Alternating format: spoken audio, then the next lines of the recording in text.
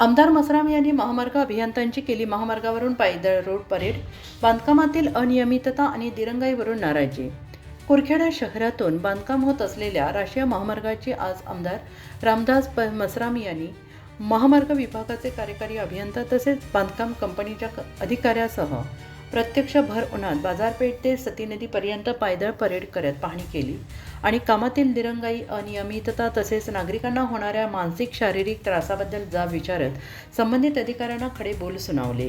राष्ट्रीय महामार्ग क्रमांक 353 शहराचे मुख्य बाजारपेठेतून सध्या बांधकाम सुरू आहे. मात्र रखडलेले बांधकाम, ठिकठिकाणी खोदून ठेवलेले खड्डे, अपूर्ण गटार बांधकाम यामुळे शहरवासियांना मागील 2 वर्षांपासून कमालीचा त्रास सहन करावा लागतो आहे. लवकरच पावसाळा सुरू होणार आहे. यावेळी बाजारपेठेतून पुन्हा खोदकाम करण्यात आलेलं आहे. सदर काम अपूर्ण राहिल्यास व्यावसायिकांना पुन्हा कठीण परिस्थितीचा सामना करावा लागू शकतो.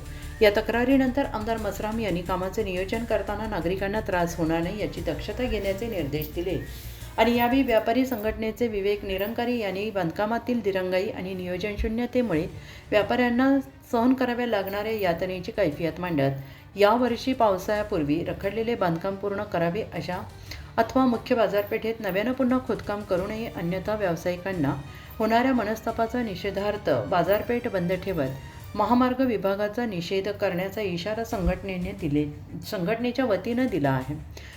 या प्रसंगी राष्ट्रीय महामार्ग विभागाचे कार्यकारी अभियंता प्रफुल्ल केळकर, उपविभागीय अभियंता अमित रामटेके, शाखा अभियंता शमणा स्वामी, बांधकाम कंपनीचे MD पराग केसरकर, अभियंता यादव संदीप भैसारे तसेच काँग्रेस जिल्हा उपाध्यक्ष जयंत हरडे, माजी जिल्हा परिषद सदस्य प्रभाकर तुलावी, माजी सभापती गिरीधर तितराम, नगरसेवक आशिष काळे, राम लांजेवार, परसराम टिकले, धनपाल मिसार, श्रीराम दुगा, उस्मान खान, भावेश मुंगनकर, अनिकेत आकरे, शहजाद हाशमी, आसिफ शेख, राकेश चव्हाण, व्यापारी बांधव, नागरिक हजर होते.